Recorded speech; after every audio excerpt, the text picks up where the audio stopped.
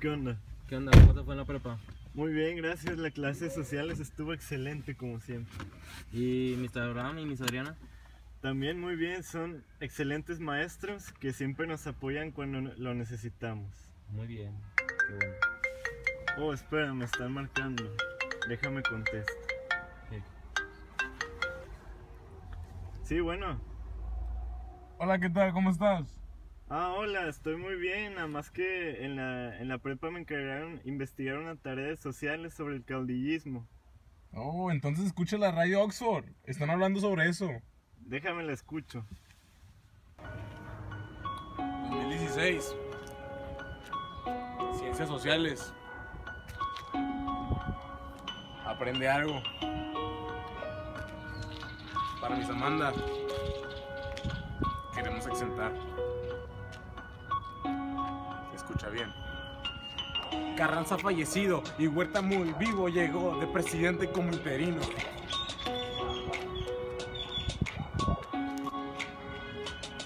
Mientras tanto Obregón se postuló primero. Ahora la nación dice que es el mero mero.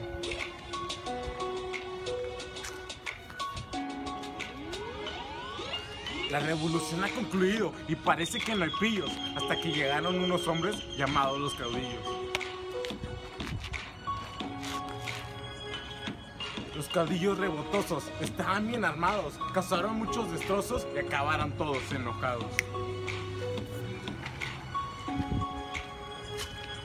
Estos hombres, los caudillos, no dejaron de molestar porque hicieron muy difícil la tarea de gobernar.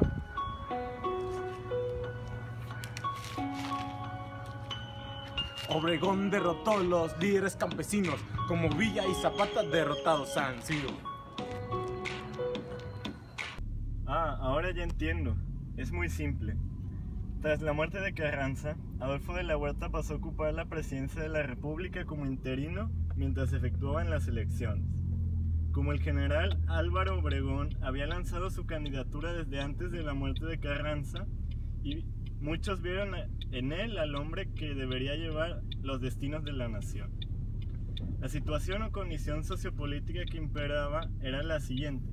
Al concluir la revolución, quedaron libres y aislados muchos hombres fuertes o caudillos que, al contar con cierto prestigio y aún con sus armas, representaban alguna fuerza regional. Se puede entender que eran muchos de ellos los nuevos caciques emergidos del movimiento armado. La existencia del caudillismo y cacicazgos regionales en la etapa postrevolucionaria se iniciaba. Ahora les platicaré sobre la situación política. Cuando Obregón llegó a la presidencia, obtuvo el reconocimiento de varios países europeos, pero ninguno quiso apresurarse y esperó la toma de posición de Estados Unidos. Cuando Obregón llegó a la presidencia, lo mismo que Carranza, trató de nacionalizar el petróleo, pero se percató de que tenía que seguir las reglas que establecía la Constitución de 1917. Tanto llegó la crisis del petróleo que Estados Unidos envió buques a Tampico, ya que había un desorden en la región petrolera. Después tuvo que dar los tratados de Bucareli, que esto consistía en 2 convenciones de reclamaciones. Ahora les platicará mi amigo Axel sobre la institucionalización. Buenas tardes, mi nombre es Axel Navarro y les voy a hablar sobre la institucionalización. Para lograr la paz en aquellos años se institucionalizó la actividad política, que era limitar a los caudillos locales y organizar a grupos de obreros y campesinos. Aparte de todo esto, Obregón y Calles reforzaron al ejército con un medio de protección al poder que ahora tenían. Obregón creó nuevas zonas militares con el fin de disminuir el peso político del ejército, reduciendo a los caudillos. Ahora mi compañero Rodrigo Alcorta les hablará más sobre temas y subtemas de ciencias sociales. Buenas tardes. Hoy les voy a hablar de la Confederación Regional Obrera Mexicana y su movimiento obrero. Primero que nada, Obregón intentó hacer una relación con esta confederación. Lo que hizo fue hacer entregar puestos a los líderes de los obreros a esa confederación, como fue el caso de Rafael Zubarán, que lo nombró secretario de la industria, aun cuando ya Morones estaba en el puesto. Como esta organización tenía cierto poder extra sobre las demás, pues esta organización intentó controlar a las demás organizaciones e inclusive las intentó eliminar en caso de no poder controlarlas. Como una oposición hacia la Confederación Regional de Obreros Mexicanos, surgieron dos organizaciones. La primera es la Confederación General de los Trabajadores. Esta organización era hasta cierto punto anarquista y en varias ocasiones retó al sistema. Y por otra parte tenemos a la Confederación de Ferrocarrileros, que promovía mucho las huelgas en contra de la Confederación Regional de Obreros Mexicanos. Bueno, y ahora les voy a hablar acerca de la reforma agraria.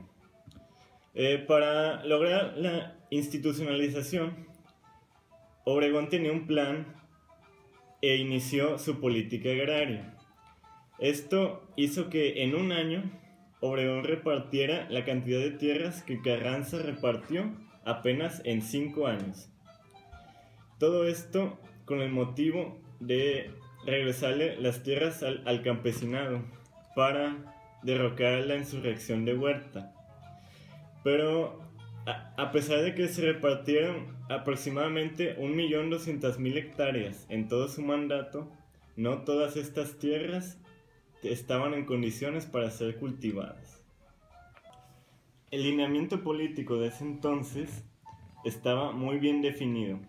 Lo que se buscaba era implementar un plan económico capaz de mejorar la economía de los terratenientes sin que estos tuvieran problemas con los campesinos. Ante la confusión y duda de los campesinos acerca del reparto de las tierras agrarias, el Estado tomó acción y puso fuertes medidas para dar una solución al problema. Esto consistió en darle a los campesinos unas tierras para que las trabajaran y se dejara de pensar en planes revolucionarios o para dar contra el Estado.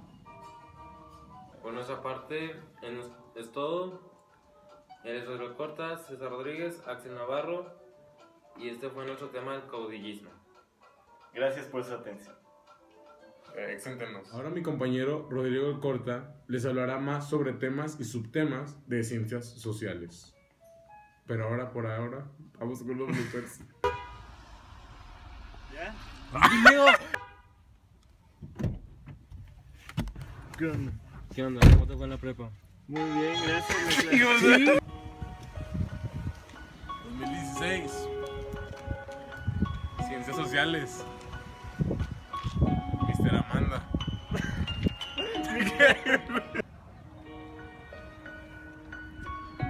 2016. Ciencias sociales. Ya entiendo. Es muy sencillo. Tras la muerte de Carranza, Adolfo de la Huerta pasó a ocupar la presidencia de la República como un interino, mientras se efectuaban las elecciones. Cálmate. Ahora ya entiendo. Es muy simple.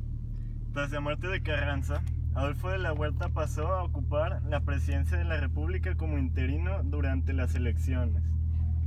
Como el general Álvaro Obregón había lanzado su...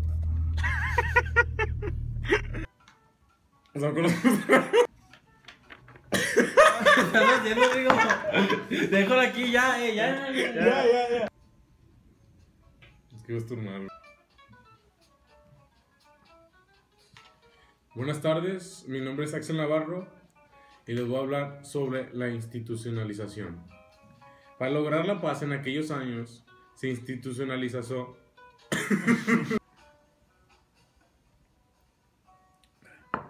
Buenas tardes, mi nombre es Axel Navarro y hoy les voy a hablar sobre la institucionalización.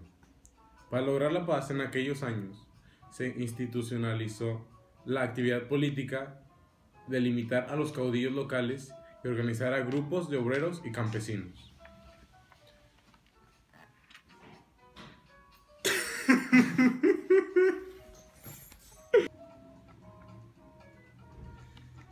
Buenas tardes, mi nombre es Axel Navarro y hoy les voy a hablar sobre la institucionalización. Para lograr la paz en aquellos años. Bueno, no es eso, Buenas tardes. Hoy les voy a hablar de la Confederación Regional Obrera Mexicana y su movimiento obrero. Obregón. El lineamiento político. No, espera.